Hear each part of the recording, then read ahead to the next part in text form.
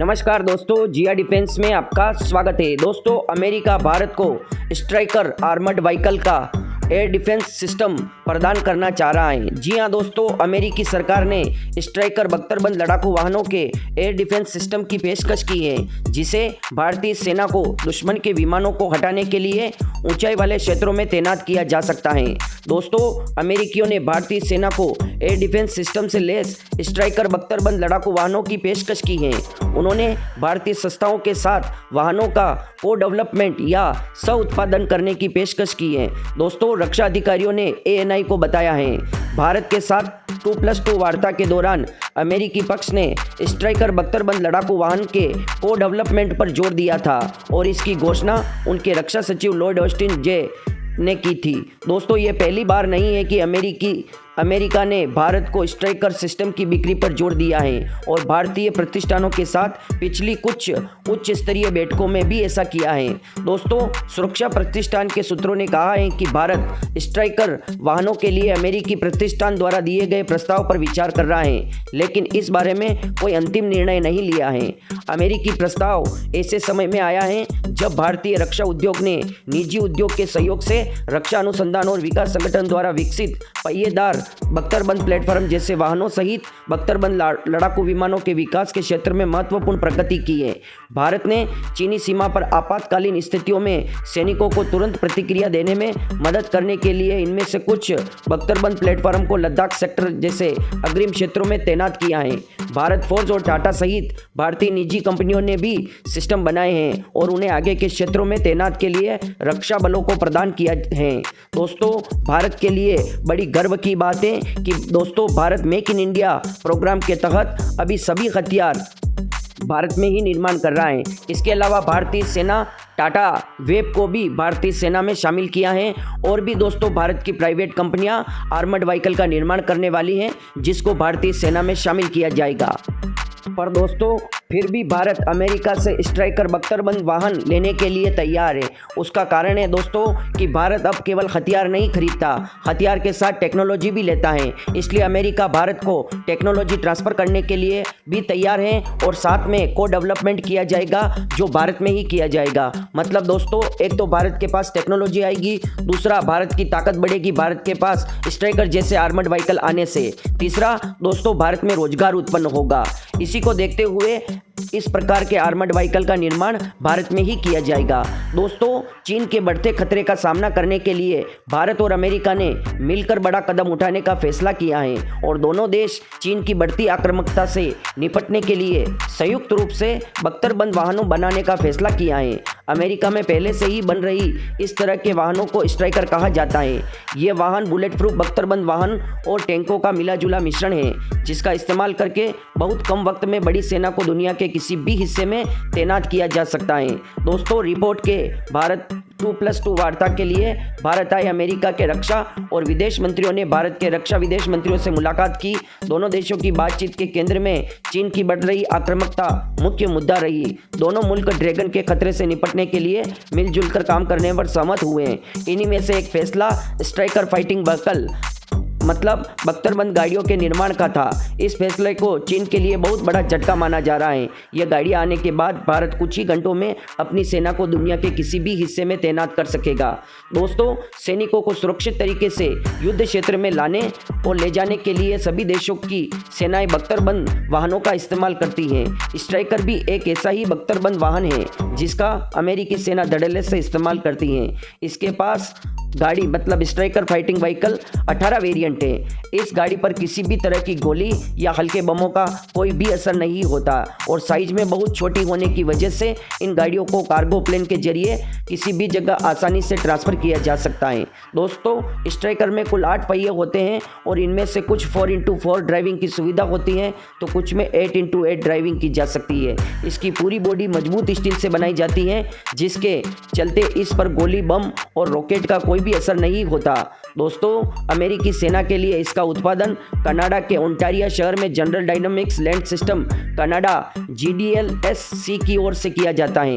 दोस्तों, इस बख्तरबंद गाड़ी मतलब स्ट्राइकर फाइटिंग व्हीकल में मीडियम और लार्ज कैलिबर के हथियार भी होते हैं, जो युद्ध क्षेत्र में यह गाड़ी मित्रवत वाहनों के साथ साथ पहचाने गए दुश्मन को भी ट्रैक कर सकता है। इसके ड्राइवर और वाहन कमांडरों के पास पेरिस्कोप होते हैं, जिससे वे बिना बाहरी खतरे के संपर्क में आए बिना बाहर देख सकते। इसके साथ ही वाहन कमांडर के पास दिन और रात थर्मल इमेजिंग कैमरे की पहुंच होती है, जिससे वह रात में बिना किसी दिक्कत के दूर तक देख सकता है। इसकी थर्मल साइटों के जरिए 7800 फीट यानी 2400 मीटर तक देखा जा सकता है। दोस्तों, अपने छोटे आकार और हथियारों की वजह से इनके जरिए 96 घंटे में सेना की पूरी एक ब्रिगेड को दुनिया के किसी भी हिस्से में तैनात किया जा सकता है। वहीं 120 घंटे में एक डिवीज़न और 30 दिनों में 5 डिवीज़न को तैनात किया जा सकता है। इसे C-130 विमानों के जरिए आसानी से किसी भी देश में लाया ले जाया जा सकता है। दोस्तों, स्ट्राइकर फाइटिंग व्हीकल में 8 पहिए लगे होने की वजह से उन्हें बेहद तेज गति से भगाया जा सकता है। दोस्तों, जो C-130 जे सुपर हरकुलस कार्गो वाहन है, ये भारत के पास भी है। तो दोस्तों, इस आर्मर्ड व्हीकल को आसानी से लाया ले जाया जा सकता है। दोस्तों, इसको तेजी से भगाया जा सकता है, मोड़ा जा सकता है। अगर किसी एक टायर में गोली लग जाए तो भी स्ट्राइकर गाड़ी आसानी से कई मील तक मूव कर सकती है। दोस्तों, अगर इस वाहन की लागत की बात की जाए तो वर्ष 2002 में अमेरिका में इसकी खरीद लागत $3 मिलियन थी, जबकि वह न्यूनतम $5 मिलियन से ऊपर हो सकती है। अब दोस्तों, इसकी कीमत इतनी हो गई है। हालांकि देश की स्ट्रेटेजिक जरूरतों और चीन पाकिस्तान जैसे कट्टर दुश्मनों से निपटने के लिए यह कीमत कुछ भी नहीं है। माना जा रहा है कि भारत में इन स्ट्राइकर वाहन गाड़ियाँ पड़ेगी। माना जा रहा है कि इन बख्तरबंद वाहनों का निर्माण होने से भारत की सेना को मजबूती मिलेगी और भारतीय सैनिक बिना खास जोखिम के लिए युद्ध के मैदान में दुश्मन के दांत खट्टे कर सकते हैं। और दोस्तों, भारत को जो स्ट्राइकर बख्तरबंद वाहन का संस्करण दिया जा रहा है वो एयर डिफेंस सिस्टम है। मतलब दोस्तों, वो एक एयर डिफेंस सिस्टम का कार्य भी कर सकता है समय आने पर। जी हाँ दोस्तों, और सबसे बड़ा फायदा इनका ये होगा आतंकवादियों का मुकाबला करने के लिए। आतंकवादी आए दिन दोस्तों हमारे सैनिकों को घायल कर देते हैं और हमारे सैनिक बहुत से शहीद हो जाते हैं। पर दोस्तों, अब आसानी से बख्तरबंद वाहन में बैठे बैठे आतंकवादियों का शिकार किया जा सकता है। दोस्तों, स्ट्राइकर कॉम्बैक्ट व्हीकल 8 पहियों वाला एक बख्तरबंद वाहन है जो 8x8 ड्राइविंग का उपयोग किया जा सकता है। इसका इस्तेमाल युद्ध क्षेत्र में पैदल सैनिकों को पहुंचाने और घायल सैनिकों को निकालने के लिए भी किया जाता है। दोस्तों, एक स्ट्राइकर आर्मर्ड व्हीकल की लागत 2012 में $4.9 मिलियन थी, जो वर्तमान में इसकी लगभग 2 गुनी हो चुकी है। पर भारत को दोस्तों ये $5 मिलियन में दिया जाएगा, जो 2012 में थी, और 2002 में इसकी कीमत $3 मिलियन थी। दोस्तों, स्ट्राइकर कॉम्बैक्ट व्हीकल मौजूदा टैंकों और बख्तरबंद वाहनों की तुलना में काफ़ी हल्का और अधिक परिवहन योग्य है। वाहन ये मौका मिलने पर दुश्मन पर हमला भी कर सकता है और खुद को दुश्मन की गोलीबारी से बचा भी सकता है। दोस्तों, जनरल डायनामिक्स लैंड सिस्टम ने अब तक स्ट्राइकर कॉम्बैक्ट व्हीकल के 4900 यूनिट का निर्माण किया है। इनमें से अधिकतर अमेरिकी सेना को सौंपा जा चुका है। दोस्तों, ये पहला आर्मर्ड व्हीकल है जो दुनिया में इतने इसके यूनिट का निर्माण किया गया है। स्ट्राइकर कॉम्बैक्ट व्हीकल में कैटरपिलर C7 इंजन लगा रहता है, जो 350 हॉर्स पावर का पावर प्रोड्यूस करता है। इसमें 2 लोग क्रू ऑपरेट कर सकता है। दोस्तों, स्ट्राइकर आर्मर्ड व्हीकल को ट्रांसपोर्ट विमानों के जरिए आसानी से युद्ध क्षेत्र में पहुंचाया जा सकता है। दोस्तों, आपको मैंने बताया कि भारत के पास C-130 जे सुपर हरकुलस कार्गो विमान है, जिसमें इस आर्मर्ड व्हीकल को आसानी से लाया ले जाया जा सकता है। दोस्तों, स्ट्राइकर आर्मर्ड व्हीकल के मुख्य हथियार में .50 कैलिबर की M2 मशीन गन या 40 mm MK19 ग्रेनेड लॉन्चर शामिल है, जो एक प्रोटेक्टर RWS रिमोट हथियार स्टेशन से कनेक्ट रहता है। दोस्तों, स्ट्राइकर को 4 व्हील ड्राइव और ऑल व्हील ड्राइव में बदला जा सकता है। इसमें यह पहाड़ी, मैदानी, दलदली, रेतीला समेत सभी तरह की भूमि पर चल सकता है। दोस्तों, स्ट्राइकर आर्मर्ड व्हीकल कनाडा की ALV थर्ड आर्मर्ड व्हीकल का एक प्रकार है। स्ट्राइकर व्हीकल का उत्पादन जनरल डायनामिक्स लैंड सिस्टम करता है। दोस्तों, इसकी ऑपरेशन रेंज 500 किलोमीटर तक है। स्ट्राइकर कॉम्बैक्ट व्हीकल 97 किलोमीटर प्रति घंटा की टॉप स्पीड से भी उड़ सकता है। दोस्तों, स्ट्राइकर कॉम्बैक्ट व्हीकल में 2 क्रू मेंबर के साथ 9 सैनिकों को युद्ध क्षेत्र में पहुंचाया जा सकता है। स्ट्राइकर की लंबाई 22.10 फीट है और चौड़ाई 8.11 फीट होती है और इसकी ऊंचाई 8.8 फीट है। दोस्तों, आपको मैंने पूरी डिटेल और जानकारी बता दिया है कि किस प्रकार से स्ट्राइकर बख्तरबंद वाहनों का निर्माण किया जाएगा भारत में और किस प्रकार से स्ट्राइकर बख्तरबंद वाहन काम करता है। और दोस्तों, इसकी रेंज मतलब बहुत ज़्यादा है, ये 500 किलोमीटर तक जा सकता है। और दोस्तों, 97 किलोमीटर की स्पीड मतलब 97 किलोमीटर प्रति घंटा की स्पीड कोई छोटी मोटी नहीं है।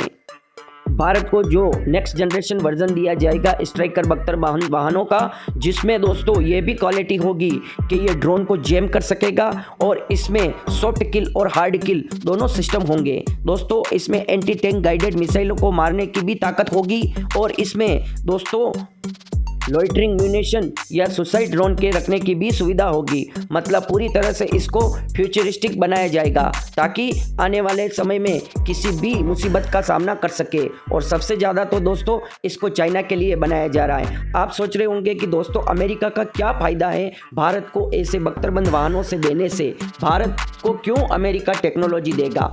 दोस्तों, पहला कारण बताता हूँ कि चाइना अमेरिका का भी दुश्मन है और भारत नहीं भी करेगा तो उसको ये बख्तरबंद वाहन निर्माण करके किसी दूसरे देश को फ्री में देने पड़ेंगे चाइना का मुकाबला करने के लिए। इससे अच्छा तो भारत है जो भारत प्रीमियम लेकर पूरा इसका कीमत देगा। दूसरा दोस्तों, अमेरिका का ही काम हो रहा है। अगर इन बख्तरबंद वाहनों से चाइना का सामना किया जाता है तो दोस्तों इससे अमेरिका का फ़ायदा ही होगा। और दोस्तों, अगर चाइना भारत पर हावी हो जाएगा इसका नुकसान अमेरिका को भी है, क्योंकि दोस्तों अगर चाइना भारत पर हावी हो जाता है तो उसकी ताकत और बढ़ जाएगी, उसका कॉन्फिडेंस और बढ़ जाएगा और ये न तो भारत चाहता है न अमेरिका। इसलिए भारत को टेक्नोलॉजी ट्रांसफ़र के लिए भी तैयारी हो चुकी है और भारत में ही इसका निर्माण किया जाएगा। भारत की एक प्राइवेट कंपनी के साथ मिलकर को डेवलपमेंट किया जाएगा, जिससे भारत में रोजगार भी उत्पन्न होंगे, भारत में टेक्नोलॉजी भी आएगी। तो दोस्तों, पूरा वीडियो आपको कैसा लगा? वीडियो अच्छा लगा हो तो वीडियो को लाइक, कमेंट, शेयर और सब्सक्राइब करना ना भूलें और कमेंट बॉक्स में जय हिंद लिखकर हमारा मनोबल बढ़ाएं। जय हिंद दोस्तों।